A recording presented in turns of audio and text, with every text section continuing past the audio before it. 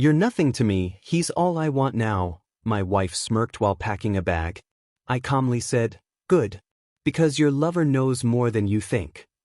I never imagined I'd hear those words in my own bedroom, but there I was, standing in the doorway of our master suite, watching my world implode with startling clarity. I'd come home early from my data analysis consulting firm in Portland, expecting to surprise Jessica with dinner reservations at her favorite restaurant, but instead found her hastily shoving lingerie into an overnight bag while Derek Walsh buttoned his shirt with the casual confidence of a man who'd clearly done this before. Derek was a prominent construction contractor from our exclusive Hillsdale Tennis Club, someone I'd shared countless drinks with during their monthly networking events, someone whose wife Monica I'd helped analyze investment portfolios just last month. The irony wasn't lost on me that I'd been providing financial advice to the wife of the man who was destroying my marriage. "Kevin," Jessica said without even looking up from her packing, her voice carrying that cold dismissal I'd been hearing more frequently over the past 6 months. "This isn't how I wanted you to find out, but maybe it's better this way." Derek stepped forward with a smugness that made my jaw clench, straightening his expensive watch with deliberate slowness. "Look, buddy, Jessica and I have something real here. Something you obviously couldn't give her after 9 years of marriage." He gestured around our bedroom like he owned it. "She needs a man who can actually satisfy her needs, not someone buried in spreadsheets all day." I felt something strange wash over me, not the explosive rage I'd expected, but an eerie calm that seemed to settle in my bones like winter fog. Maybe it was my analytical mind finally processing all those suspicious patterns I'd been tracking for months. The unexplained late nights, the sudden interest in designer clothes, the way she'd started guarding her phone like state secrets.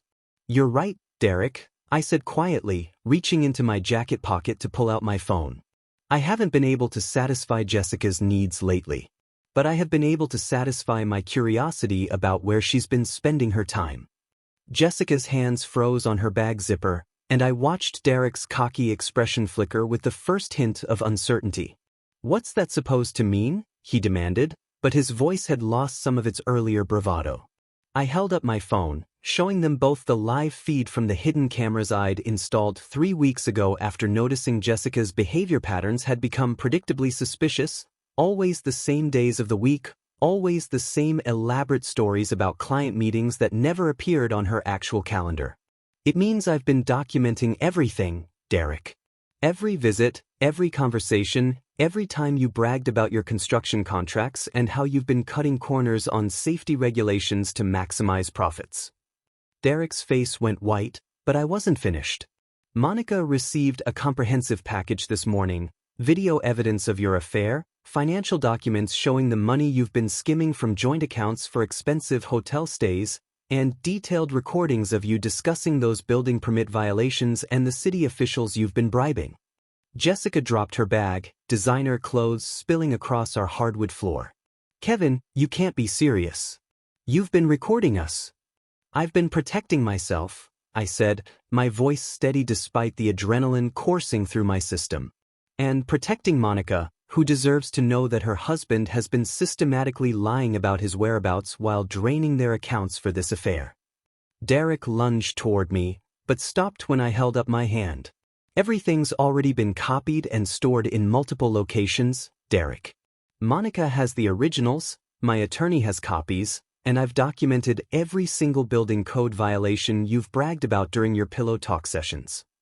The transformation in both of them was immediate and devastating. Jessica's cold confidence crumbled into panic while Derek's swagger dissolved into the desperate fear of a man who just realized his entire life was about to implode in ways he'd never anticipated. Monica contacted me at 3:15 a.m., her voice carrying a controlled fury that made my blood run cold even through the phone. I'd been lying awake anyway, staring at the ceiling of my guest bedroom while processing the surreal events of the evening, so when my phone buzzed with her number, I answered immediately. "Kevin, I've spent the last 6 hours reviewing everything you sent me," she said, her words precise and measured like a surgeon making careful incisions. "I need you to know that Derek has been systematically lying about his whereabouts for months, creating elaborate fabrications about emergency construction meetings and out-of-town inspections that never existed. The pain in her voice was raw despite her attempts to maintain composure, and I found myself gripping the phone tighter as she continued. He's been draining our joint accounts for expensive gifts and hotel stays, forging my signature on withdrawals, and I've been covering for him with friends and family because I believed his stories about business pressures.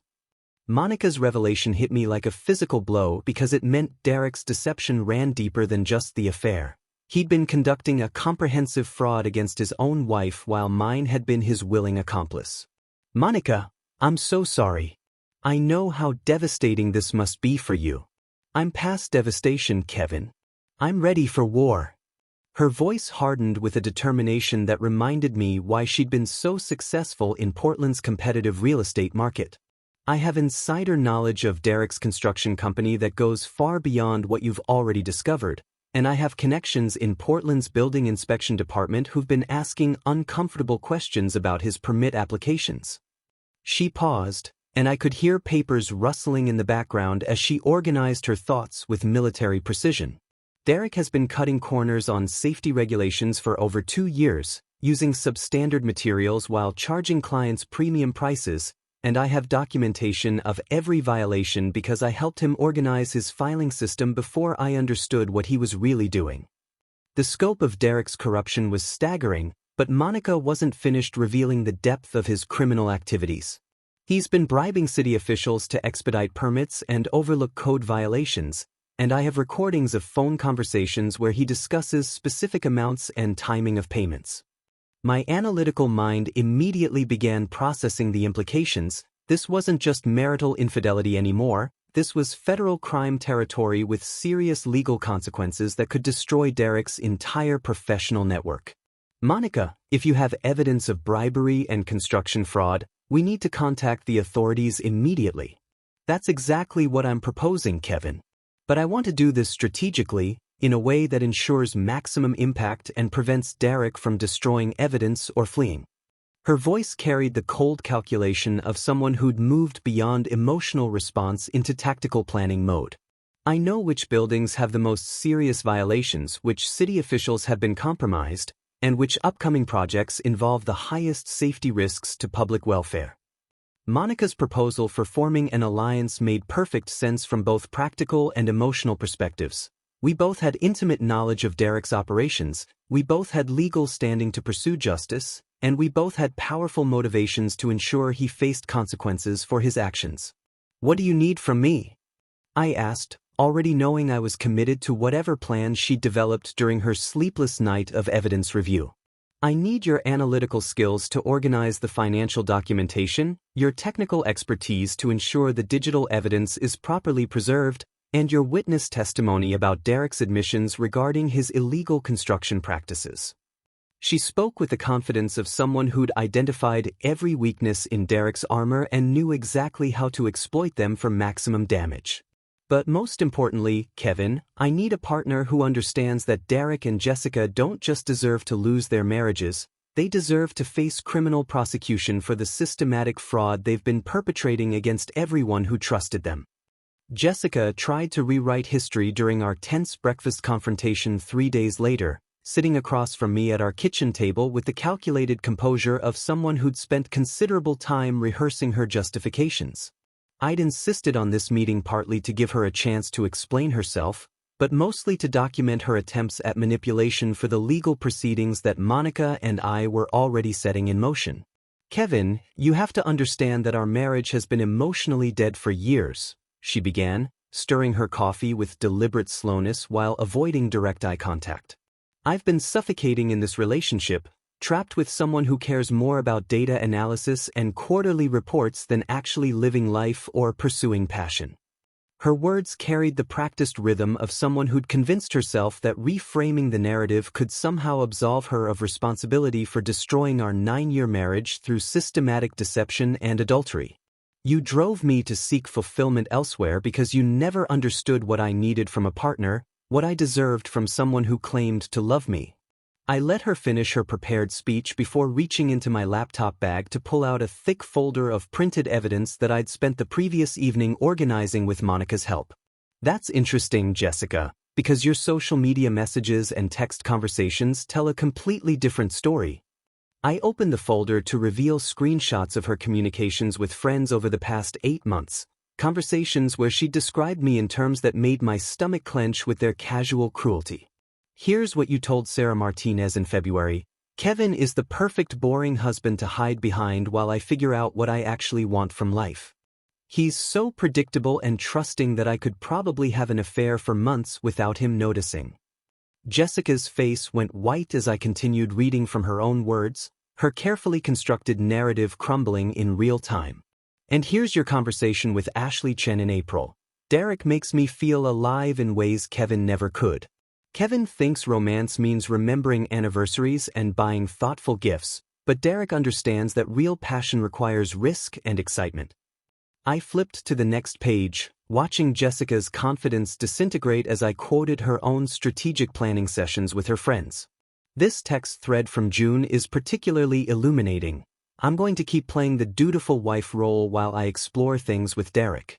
Kevin makes enough money to maintain my lifestyle, and he's too naive to suspect anything as long as I'm careful about my alibis. Jessica's attempts at interrupting me grew more desperate as I presented evidence of her calculated deceptions, but I'd organized everything chronologically to show the deliberate progression of her affair planning.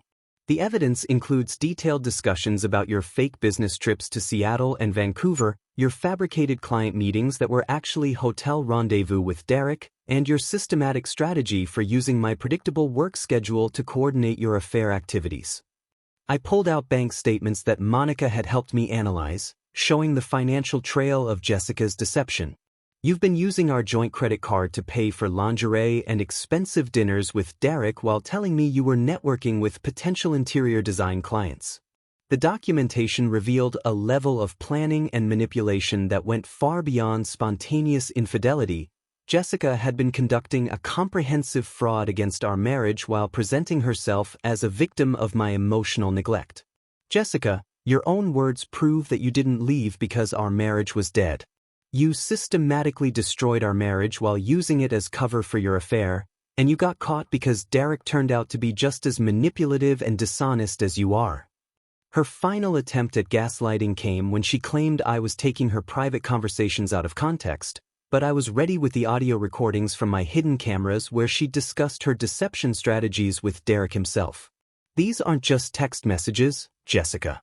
I have hours of recorded conversations where you and Derek laugh about how easy it was to fool the boring husband while planning your next lies and alibis. Monica and I orchestrated our elaborate revenge plan during the annual Hillsdale Tennis Club's charity auction, a prestigious event that represented the pinnacle of Portland's business and social calendar where appearances mattered more than authenticity. I'd been attending this event for 5 years as Jessica's dutiful husband, watching her network with the city's elite while she built her interior design reputation on connections rather than actual talent. This year would be different. This year, the charity auction would become the stage for Derek and Jessica's complete professional and social destruction. Monica had volunteered to manage the evening's digital presentation system 3 weeks in advance, using her position on the club's event planning committee to gain technical access to the audiovisual equipment without raising suspicions. The beauty of this plan, she explained during one of our strategic planning sessions at a discreet coffee shop downtown, is that Derek will never see it coming because he's so arrogant about his social standing that he can't imagine anyone having the courage to challenge him publicly. I'd ensured both Jessica and Derek would attend by suggesting we needed to discuss divorce terms in a civilized manner befitting our social circle, appealing to Jessica's desperate need to maintain appearances among Portland's professional elite. We need to show everyone that we're handling this separation maturely, I told Jessica, knowing her terror of social humiliation would guarantee her attendance. The charity auction is the perfect neutral ground for us to demonstrate that we're both committed to preserving our professional reputations despite our personal differences. Derek had readily agreed to attend when Monica suggested they needed to present a united front during their own impending divorce proceedings, never suspecting that his wife had spent weeks preparing the most devastating public humiliation in Hillsdale Tennis Club history. The evening began exactly as planned, with over 400 guests including Derek's business partners, city council members he'd been bribing, potential clients, and every member of Portland's construction and real estate establishment who could make or break careers with a single conversation. I watched Derek work the room with his usual confidence, glad-handing city officials and discussing upcoming development projects while completely unaware that Monica was systematically preparing his professional execution. Jessica mingled with her interior design contacts, desperate to maintain the illusion that her marriage was ending amicably rather than through exposure of her systematic adultery and deception. The charity presentation began with typical footage of local community projects and donor recognition ceremonies, lulling the audience into comfortable complacency while Monica waited for the perfect moment to strike. "Ladies and gentlemen," the evening's host announced, "we'd like to take a moment to recognize some special relationships that have developed within our club community." That was Monica's cue to hijack the digital presentation system, seamlessly transitioning from charity promotional materials to Kevin's hidden camera footage that she'd expertly edited for maximum impact and devastation. The ballroom fell into stunned silence as Derek's voice filled the space through the professional sound system. "Jessica, you have no idea how good this feels after dealing with that boring husband of yours. The guy analyzes everything to death instead of just taking what he wants." The footage continued with Derek bragging about his illegal construction practices while Jessica encouraged his criminal confessions. "Those city inspectors are so easy to buy off, it's almost insulting. I slip them $2,000 and suddenly all my safety violations disappear from their reports." The audience watched in horrified fascination as Derek detailed his systematic bribery schemes and tax evasion strategies while Jessica laughed and praised his criminal cleverness. Monica had timed the presentation perfectly, capturing over 20 minutes of the most damaging conversations before transitioning to financial documents showing Derek's systematic theft from city contracts and his manipulation of building permits through corruption. The ballroom erupted into chaos as Derek's business partners realized they'd been unknowingly involved in criminal enterprises, city officials panicked about their own legal exposure, and potential clients fled from any association with Derek's contaminated reputation. Jessica tried to escape through a side door, but found herself surrounded by interior design colleagues who just watched her mock her husband's integrity while celebrating criminal behavior. Derek's attempts to explain or minimize the footage were drowned out by the sound of his entire professional network abandoning him in real time. Jessica desperately claimed she was pregnant during our final confrontation 2 weeks after the charity auction disaster, sitting in our living room with tears streaming down her face as she played what she clearly believed was her ultimate trump card for manipulation and reconciliation.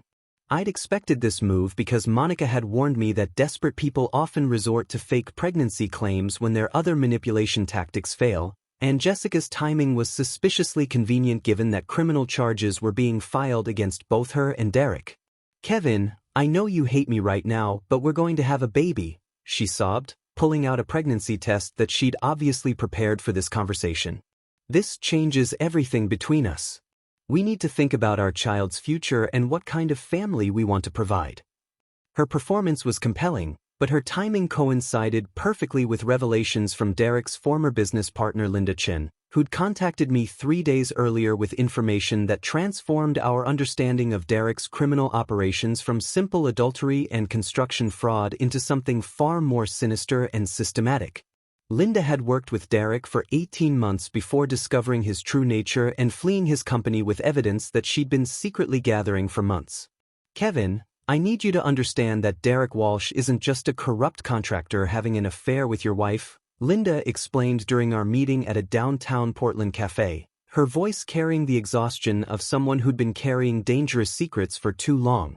"Derek has been operating a sophisticated romance-based fraud scheme, systematically targeting married women who are connected to Portland's professional networks and business communities." The scope of Derek's criminal enterprise was staggering. Linda provided documentation showing that Derek had been simultaneously pursuing intimate relationships with at least 9 different married women over the past 3 years, each one carefully selected for their husband's access to confidential business information, construction contracts, or insider knowledge about city development projects. "He targeted Jessica specifically because of your position at the data analysis firm and your connections to major development companies," Linda continued, showing me files that Derek had compiled on potential targets. Derek researched your client list, your professional relationships, and your access to confidential financial information before he ever approached Jessica at the tennis club. The revelation that my wife had been deliberately recruited as part of a criminal conspiracy made my stomach turn, but Linda's evidence proved that Jessica's involvement went far beyond unwitting participation in Derek's schemes. Jessica has been photographing confidential client documents from your home office and recording your business conversations on her phone, Linda said, producing screenshots of text messages between Jessica and Derek where they discussed specific strategies for gathering industrial intelligence. Derek used that information to manipulate construction bids, secure fraudulent contracts, and gain advance knowledge of city development plans that he could exploit for illegal profit. I discovered that Jessica's fake interior design consultancy had actually served as a sophisticated money laundering operation, with Derek funneling illegal profits through her business accounts to obscure the paper trail of his criminal activities. The pregnancy claim is her last desperate attempt to avoid federal prosecution, Linda warned me, but Derek has already thrown her under the bus to try and negotiate a plea deal for himself. Linda's evidence revealed that Derek's operation extended far beyond Portland, involving shell companies in 3 different states and connections to organized crime networks that used construction projects as fronts for drug money laundering. The FBI has been investigating Derek for 8 months, Linda revealed, and they've been waiting for enough evidence to bring down his entire network of accomplices and criminal associates. Jessica's tears and pregnancy claims suddenly seemed pathetically inadequate compared to the federal charges that were about to destroy both her and Derek's futures, and I realized that my wife hadn't just betrayed our marriage, she'd actively participated in criminal enterprises that had defrauded investors and endangered public safety across multiple states. The FBI's Portland field office launched their comprehensive investigation within 72 hours of receiving Linda Chen's evidence package, and I found myself sitting across from Agent Patricia Hayes in a sterile conference room that smelled like industrial disinfectant and broken dreams. Agent Hayes was a 15-year veteran of white-collar crime investigations who spoke with the precise authority of someone who'd seen every variation of financial fraud that human greed could devise. Mr. Sullivan, the evidence you and Ms. Chen have provided reveals that Derek Walsh's operation spans multiple states and involves federal crimes that go far beyond what you initially discovered, she explained, spreading case files across the table with methodical efficiency. We're looking at wire fraud, money laundering, conspiracy to commit securities violations, and RICO violations that carry mandatory minimum sentences of 20 years in federal prison. The scope of Derek's criminal network was breathtaking. Agent Hayes revealed that his romance-based fraud scheme had been operating for over 4 years, systematically targeting women whose husbands had access to confidential business information, construction contracts, or city development plans across Oregon, Washington, and Northern California. Derek's operation has defrauded investors of over $18 million while using legitimate construction projects as fronts for laundering money from drug trafficking organizations operating between Portland and Vancouver, Agent Hayes continued, her voice carrying the grim satisfaction of someone who'd finally connected all the pieces of a complex criminal puzzle. Your wife's interior design consultancy wasn't just a cover for their affair. It was a sophisticated shell company designed to move Derek's illegal profits through seemingly legitimate business transactions. Jessica's role in Derek's criminal enterprise was far more extensive than I'd imagined, involving systematic industrial espionage that had compromised dozens of my clients and endangered countless construction projects across the Pacific Northwest. Ms. Sullivan has been photographing confidential client documents, recording business conversations, and providing Derek with advance intelligence about development projects, regulatory changes, and financial vulnerabilities that he could exploit for criminal profit, Agent Hayes explained, showing me evidence that made my blood run cold. She's facing federal charges for facilitating industrial espionage, money laundering through her fake business, conspiracy to commit securities fraud, and perjury for her false pregnancy claims during our preliminary interviews. The investigation had uncovered Derek's connections to organized crime families in San Francisco who'd been using his construction company to launder drug money through legitimate building projects, creating a criminal network that extended far beyond simple marital infidelity into federal racketeering territory. Derek targeted at least 9 other women whose husbands worked in finance, city planning, construction oversight, or corporate development, Agent Hayes revealed, creating a network of unwitting accomplices who provided confidential information that he used to manipulate markets, secure fraudulent contracts, and coordinate money laundering operations across 3 states.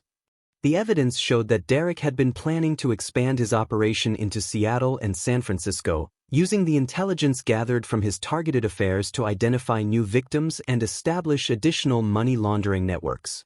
Your decision to document Derek's activities and coordinate with Monica Walsh prevented him from destroying evidence and fleeing to Vancouver, where he'd already established shell companies and bank accounts for his eventual escape, Agent Hayes said, her tone carrying genuine appreciation for our amateur investigation efforts. Without your recordings and financial documentation, Derek would have successfully disappeared with millions of dollars in stolen assets, leaving his criminal network intact and operational.